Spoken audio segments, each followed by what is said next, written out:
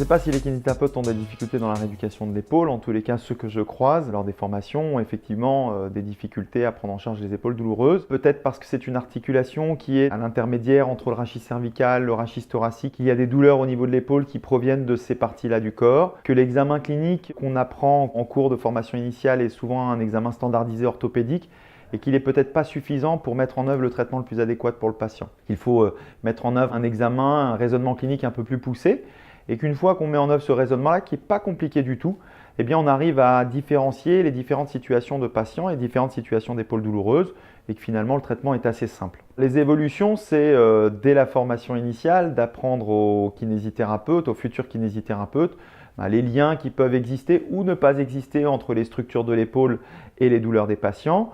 Et puis la mise en œuvre de traitement, le point essentiel qu'il faut inculquer aux professionnels et aux étudiants, c'est de mettre davantage de travail actif dans leur prise en charge. Je crois que les thérapeutes aiment bien faire de la thérapie manuelle à juste titre, mais que sur l'épaule, véritablement, le travail actif est un petit peu laissé de côté trop souvent et que c'est par ce travail actif-là que le patient va récupérer une fonction, une autonomie, une indépendance. Les recommandations que je peux donner aux kinésithérapeutes: ne sautez pas directement sur l'épaule de votre patient s'il vous dit qu'il a mal.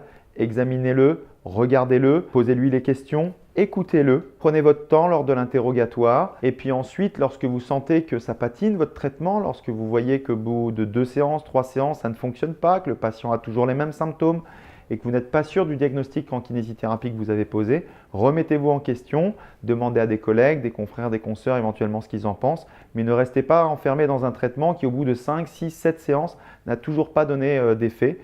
Ce serait vraiment bête de faire perdre du temps à votre patient à cause de ça.